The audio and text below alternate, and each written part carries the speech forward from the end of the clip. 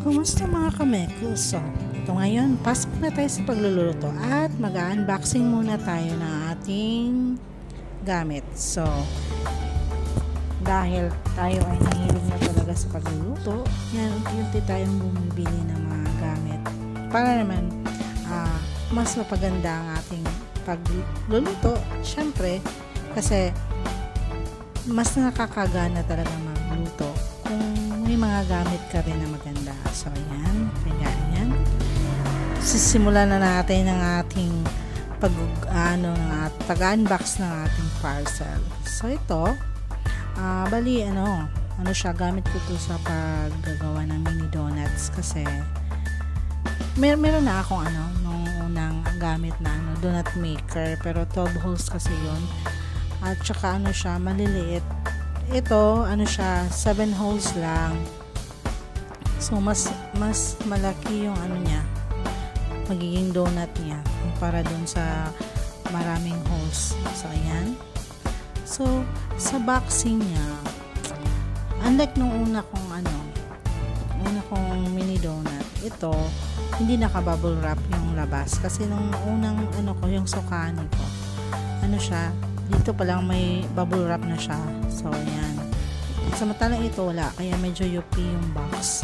Pero tingnan natin yung loob. Sana wala namang basag or So, ayan yung loob niya. Maganda siya, aesthetic kasi white, diba? Pang malakasan to. Kasi white.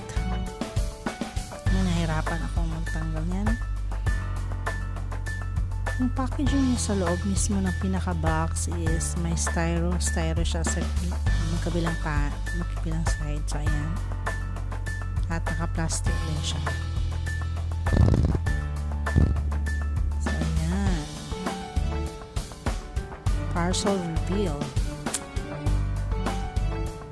O, diba? Maganda. Ayan, may siya. May light indicator siya. Na green at red. At ayan.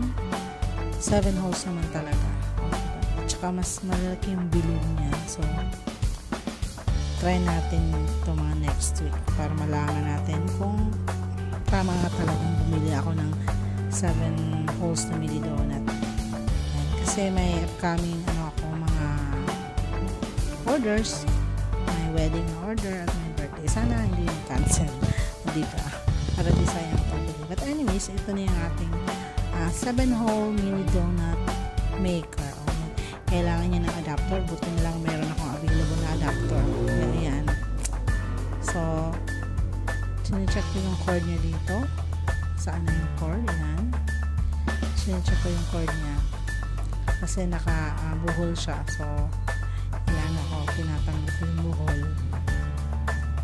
Para matesting na natin. Ayan. Kasya ba? Kasya.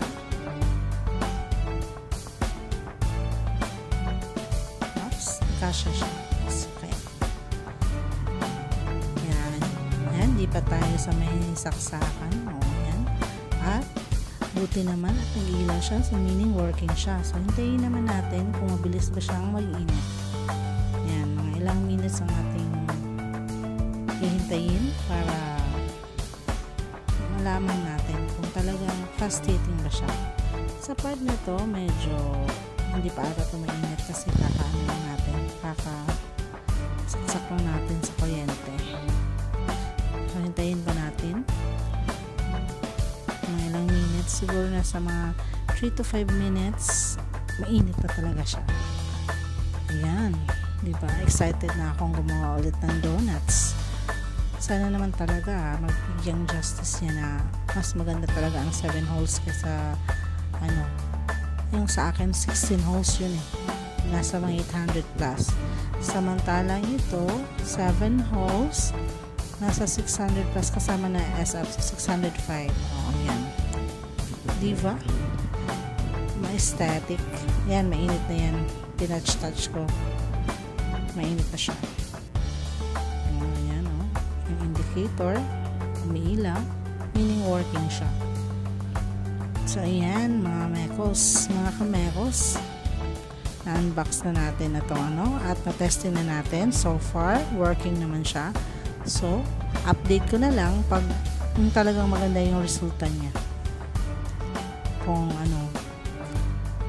tama nga talaga na mas malaki ang donut gawa ng 7 holes compared sa 12 holes or 16 holes. O, ayan. Thank you for watching. Pa-follow naman ako guys sa aking YouTube channel, Jofi Vlogs, The Mekos Mekos TV. So bakit nga ba Mekos Mekos TV? Kasi ako, hindi naman siya purely magpo-focus talaga ako sa pagluluto.